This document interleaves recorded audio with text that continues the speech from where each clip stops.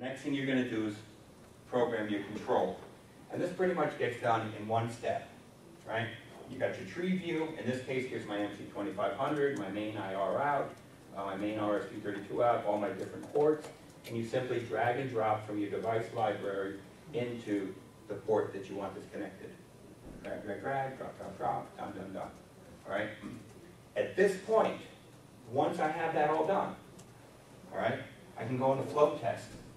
And this is a tool that's going to be huge for you guys.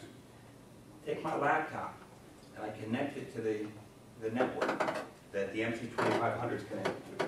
So the whole system is wired up. MC2500 is programmed into their network.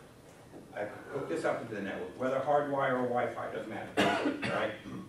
Then I choose a device, right? So here's an IR device hooked up to my IR port number 3.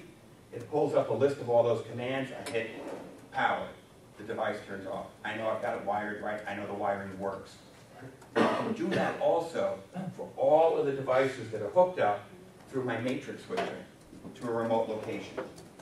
If I take TV number 1 that's hooked up to port number 5 all the way out in the master bedroom, I hit the power command in here and it sends the power command to that TV.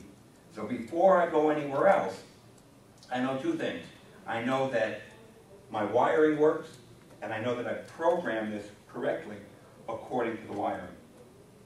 To me, that's huge because it prevents all the troubleshooting issues down the line. It takes you 5 minutes, you check each and every device, click, click, click, all the right emitters are going off, everything's connected, everything's hooked up, working right.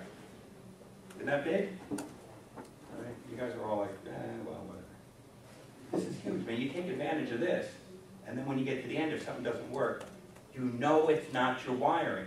And going back and double checking your wiring is the most frustrating part of a job. But here, you know it all works before you ever get to that point.